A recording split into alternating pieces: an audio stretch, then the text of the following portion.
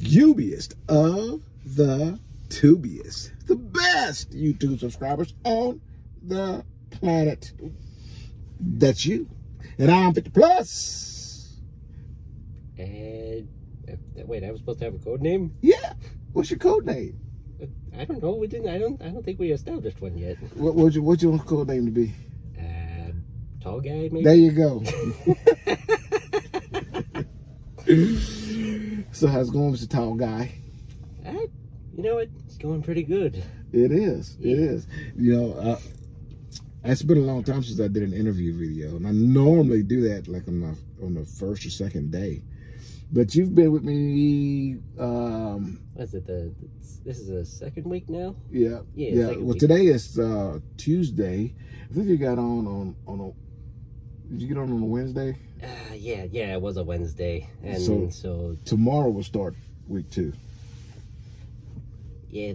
That sounds about right. Yep. Yeah. So, we've been riding around together a little bit. So how you liking it so far? So far, except for all the tarping and such, I'm really liking it. Yeah, we've been lucky enough to have our fair share of tarp loads, and the fact that we're doing that in the Texas heat. How do you like that? Well, almost fainting a couple of times, but that's. Yeah. You know, that's fun. Yeah. I mean, I'm from Arizona. I'm kind of used to the heat, but not the humid heat, if you know. Right. You know, the one that you were sitting one time on the deck of the trailer, remember? And then you just like... yeah, just swayed out. Yes. Yeah. And then shortly after that, somebody rolled up with some water. Remember that? Yeah. So, you know. At the time, I was thinking, oh, he's probably just coming around and going up to all of the rest of the trucks doing all like that. I didn't realize that's how it was. No, yeah. Yeah. You by the way, we were at the Laredo yard when that happened. Okay. Yep. And, you know, just FYI, when you're on a terminal property, you just need to behave like 24 hours a day, 7 days a week, you're being watched. Okay. Yeah. But on the yard, it's a high probability that you are, you know, somebody's watching, you know, and it's not a negative thing. Okay. But they try to make sure that you're, you know, abiding by the rules, that you're not climbing on something you shouldn't be climbing on, or that you are securing it the way they want to secure, stuff like that. So it's not like they're spying on you, but they are making sure that things are done properly. And so, oops, look at that guy. It's like 140, and he just flopped back on the trailer. Think we need to go check on him.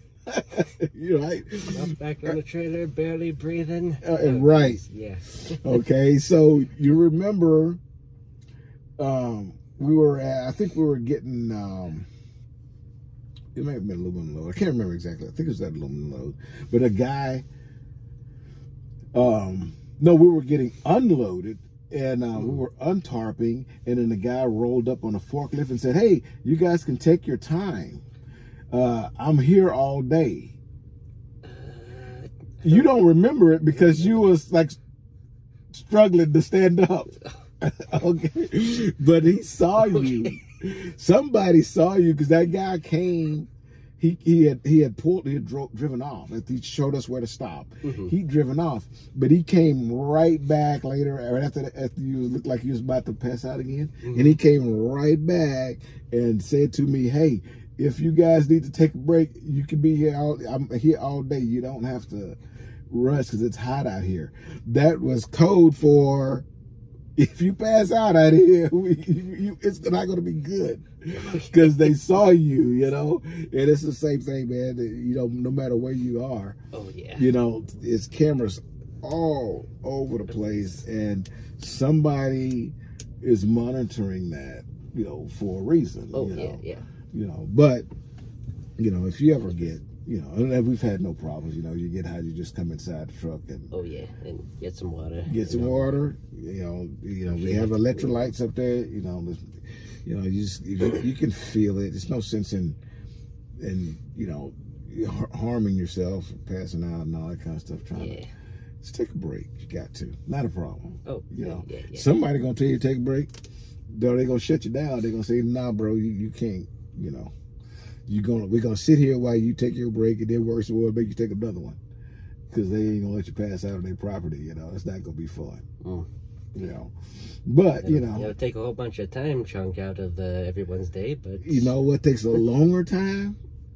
Waiting for the ambulance to show up. And you know what takes longer than that? Waiting for the ambulance to get you back to health. And you know what takes longer than that? Waiting for the ambulance to drop you off at the hospital. And you know what takes longer than that? Okay, I get it. There you go. There you go. It's just much easier to take the breaks, you know, and stay hydrated. And, you know, keep some pliable food in your belly. You know, and don't eat, you know, a stack of pork chops and then go out there and work on it. You're gonna feel a little bit different than if you were just to have some fruit or oranges. You know, as you can tell, I'm eating a lot of oranges. I keep a lot of oranges back there. I think I eat a couple of them. If not, I'll make sure I give you some. But I keep, I like those little cuties, you know. Oh yeah, the cutie ones. Right. And you know, I mean, they're sweet, but you know, the little citrus kind of stuff kind of helps you a little bit. You know, pineapples are really good to keep you from getting cramps and stuff like that from the heat. Oh yeah. You know, can be deceptive, so you got to make sure you stay hydrated. Yeah. So outside of the love for tarping, everything else, man, the driving is really good. You said you went to which truck driving school? It's Roadmaster up in, well, the Roadmaster in Phoenix, actually. Yeah. Because I was supposed to go with a different company at the time, but and they put me through the Roadmaster school. But then for some reason they just afterwards they just said, we don't think you're a good fit for us. Really? Yeah, just how it happened. You know, were they a flatbed company or were they driving? I think it was. I think it was mostly dry van. Dry van, yeah. You know, I don't know how that works. You know, I mean, that is the most that I can think of, especially if you OTR. I don't know of another trucking situation that is easier than pulling that box, man. I mean, you just drive the truck and open the doors and back up to a dock, and it's nothing. You don't have to secure anything. You know, you don't have to tarp anything. The flatbed is a total different game than pulling those boxes, man. It's for them to say that you don't fit in that. I don't know what they're looking for, to be quite honest with you. Yeah, neither did I. Yeah, no, and you know, they missed out because you drive really well, especially for somebody that hadn't been before. You know, and no issues changing lanes or holding the lane. Turns are good. You know, I mean, it's just a big car with a really big trailer on it. That's a good way to look at it. You know, I mean, once you drive in a straight line, you just drive in a straight line. Yep. You know, it's not like you have to, you know, the wheels are in the back or steering and all that kind of stuff. You ain't that low yet. Well, not yet. Not yet. You know, maybe one day you get to a point where somebody's behind you turning the back wheels for you. You know, the guys who pull the windmill blades. Oh yeah, yep. I've seen those. Yep. Yeah. Well, you know, there's a truck in the back, the Escort in the back. Behind them, there's an Escort in the front and an Escort in the back. And the Escort in the back, he's driving the back of that blade. Yeah. So when the truck turns, the blades go in a straight line until it's time for the blade to make the turn, and the guy in the back, he's driving that. And he steers those blades in the turn. It's pretty cool. I actually have a video of that. Yeah, probably gonna have to see that later. Yeah, we was at a truck stop and I was talking to a student about that, and we was walking around looking at it, and the guy, the escort was parked right by him, by the back of the trailer, and was talking about it. He goes, yeah, you know, and he showed me this big control box. He says, yeah, man, we just steer it with this, and you know, I just drive along, you know, and when it's time for him to turn, and I just drive him around the curb. And he turned them, and you could see the tires moving like this. It's pretty cool. That is pretty cool. Yeah, yeah. And I'll show you another picture. A student of mine, his name was Bright, and one of the better students I've had. You know, I don't think I'm going to get one to reach that level. That guy was really, really, really good, really good. But he was you know, a country boy. I mean, he grew up pulling trailers, you know. I mean, he was probably pulling a trailer at 3 years old. I never know. I mean, he really knew he could do articulated vehicles, no problem. He was just on it. Yeah. And he sent me a picture, maybe Monday or something like that, a couple days ago. Mm-hmm. He sent me a picture. He's pulling windmill blades. Yeah, I'm like, dude, I'm trading you. How did you get to that level? Like, damn, you know. But he was doing really well, you know, and he's pulling those blades, man. And he has one of those trailers, and in the picture is the guy in the back that's steering those deals. Nice. So it's, you know, you can start here and get all the way to that. And I can tell you, it would take you several months to make pulling the driver in what he's making, pulling that one windmill blade. I can guarantee. And the best thing about flatbed or open deck is that you're not limited to what fits inside that box. So, you know. I mean, you're only limited to the gross vehicle weight, but who's keeping track? Exactly. You know, you ain't getting no windmill blade inside that box truck, that box blade. I can tell you that. Yeah. You know, so you know, one day you'll get there, and then you can call up that company and go, hey, "Thank you, thank you for not saying I fit. You was right." You know. Plus, I don't work there. You wouldn't get a chance to train with me. So, yeah. You see how wonderful things work out? Oh, yeah. It's perfect, isn't it? You should call them and thank them. I'll call them for you. When we get done with this video, I'll call them for you. I say, thank y'all for sending this guy over here. Pretty good dude.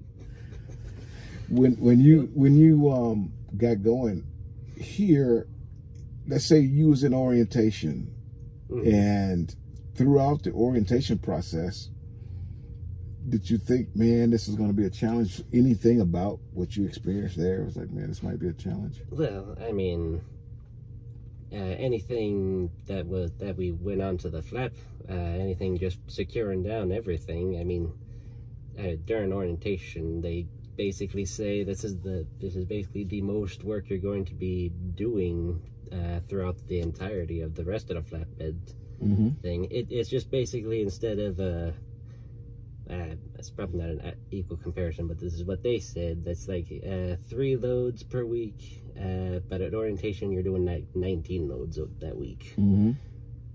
So doing those 19 loads, I was just like, I might be a bit in over my head on this. Yeah. But it did. Words. Why can you not words? Come on. But it's all about the knowledge trying to get into there, instead of being just being all hands-on and actually being visual. I have no idea what I'm trying to say here. Brain farts. But yeah, trying to help put hand-eye coordination onto on how certain loads are supposed to be secured and strapped down. Which in person, which on paper, oh yeah, that looks easy. Just put it there. In person, okay, just put it there. And wait, where's the next one go? Right. Right.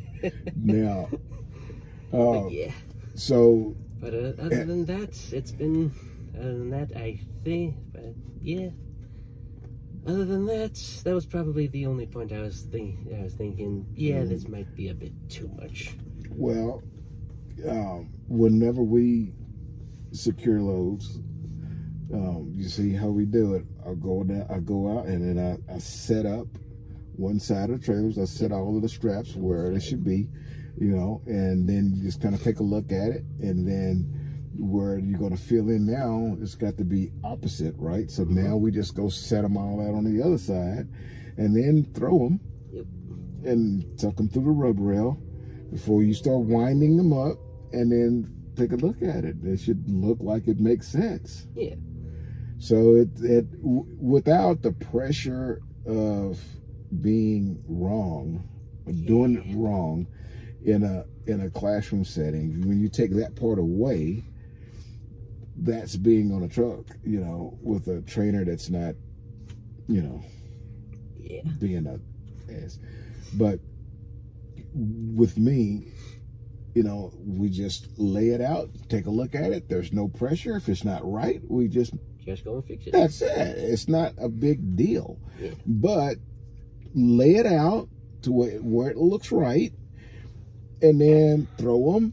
And if it still looks right, everything has securement on it, lock it down and you're good.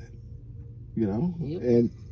And the other side of it is, if you ever get into a situation where you're confused, I'll show you numerous of pictures that my students send me, and I'll tell the same thing. You just take a picture of the load, and when you send me that picture, I will draw on that picture where the strap should go, and screenshot it, and then send it back to you. Now you know exactly where the straps go because I just showed you. It's not hard. And the more you gain confidence in securing, you'll stop calling. And then I'll start calling you, going, "Hey man, you still out? You still out there? What the hell's going on? You didn't go back to dry van, did you? Because no, I started to go ghost on the reefers." Exactly. You'll figure it out. With confidence, you'll be all right. Yeah. And if you ever have a question, even if you couldn't reach me, there's so many resources. Use the safety app, and a lot of those tricky loads, or there's going to be something similar to what you're working with. And it'll be on the Melton apps. If you can't reach me and you don't see what you need on the Melton app, then you just call safety. And you can secure it the way you think it should be secured. Take a picture of it, send it to safety. And they'll say, "Hey man, you did a great job," but they'll say, "Hey, add a couple more here," or instead of winching down right there, move your strap over a couple of inches and get to that more solid piece. They're just going to tell you, give you some better advice. Nobody's going to say, "What the hell were you doing over there?" No, that's not how this works. I don't know. There might be somebody who might have had that reaction before. Well, after the third time they told you how to do it, and you keep redoing it wrong, and then somebody's patience might get a little short, right? Outside of that, it's this is how it needs to be done.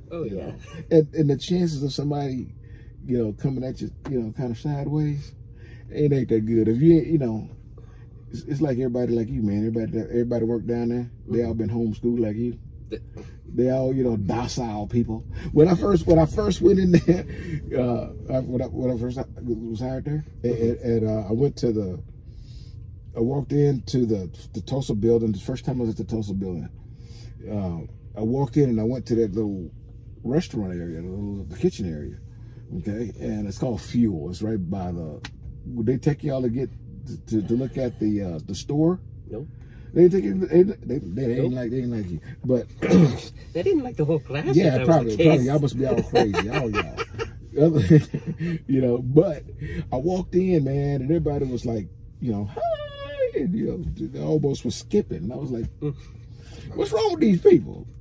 Everybody over here happy about something. What, like Raise Day or something? Everybody was just hey to each other." I'm like, you see this person every day, How y'all just, happy to see each other like you ain't, long lost relative or something. And everybody around there the same way. in the morning at 7 a.m., you know, everybody dancing and skipping and high-fiving each other. And then it's 3, 4 o'clock time to go home, and they holding hands and skipping out to the parking lot. All day, that's just who you're dealing with. And after being there for a while, I realized that's just the culture of that facility, man. Everybody there is just happy to be there. And it's infectious, and when you call, you're going to get that every time. It works out really well. All right. So you're gonna fit in real good with them. You know, when I tried to fit in, they, hey, how you doing? Ain't a goddamn good day. Hell, I just came through the inspection bay just to do protocol. Now I gotta sit there for 3 days while they go through my truck. I ain't happy. But they was like, oh, it's gonna get better. And I'm like, oh my God, will you quit being happy? But they don't. They don't quit being happy. That's just who it is, right? The good thing about that is whenever you call up there to talk to somebody, man, it's never an unpleasant situation. Unless they done caught you doing something you ain't no business. You know, driving down the street like this here. Yep. You know. Yeah. You know, when they call you after that, they're not gonna be that. They're not gonna be skipping. They're not gonna be skipping. No, that ain't gonna be fun, man. Outside of that, you got some good people here, you know. And so the securement part of it is handled through safety. You know, they're the same people that's gonna call you and tell you, you know, come park your truck on our yard till we caught you on the phone. That same person is the same one that's gonna be going, oh man, no problem. Let me show you how to secure that. Different. You know, they just flip a switch or something, you know, when you do something crazy. If you ain't doing nothing crazy, you're gonna be all right. You're gonna be glad you got here instead of that box company. 100%, you're gonna be all right. You're gonna fit in real good, you know. You know, those guys that don't create no problems. You didn't get a chance to create problems when you was growing up, did you? No. I'm gonna ruin your little mind. I'm gonna expose you to some stuff. I said to him, I said, you don't, life ain't taught you nothing. What's going on with you, man? And then he told me that I was homeschooled. Hey, so he's like confined to the yard and stuff, you know, didn't let the world come in, right? Yeah. You're right. Yeah. Well, it's gonna hit you. It's gonna hit you real hard down in the trucking industry. That's for sure. You know, but you know, I guess the other side of that is you know, you seem to be an innocent mind for sure. You ain't never seen porn or nothing. What happened? What were you saying? I'm not confirming or denying anything. Well, we've secured a few loads, we've pulled a few loads, and you know, you've done, outside of almost passing out from the heat, you're doing pretty good. So listen, today we're gonna pick up some product, and we're gonna take it to Tulsa. Yep. And I've actually made quite a bit of content that I hadn't posted almost nothing in a while. For other reasons. One of it, I just wasn't feeling it. But I've had a few good loads where I could teach some stuff, and I would put my GoPros out there and get them going. And we can't get through 20 minutes of the load before the camera shut off because it's so hot. The cameras heat up and they shut off. Yes, so I hadn't been able to capture enough content to actually make those type of videos. We're gonna try to do it today. Okay. Sounds like a plan? Yep, sounds like a plan. All right, I like when a plan comes together. We're gonna see if it comes together. Maybe it is, considering how hot it is. Well, you know, we are in Dallas, and we should be securing somewhere around 4 p.m. So at 4 p.m., you know, sun's going down, so it should only be about 110. Oh, yeah. Yeah. So we hope to see y'all again. So what was your code name? It was a tall guy. Yeah, there you go. Me and Tall Guy will see you again real soon. Until then, deliver undistracted. Here's your boop. Boop.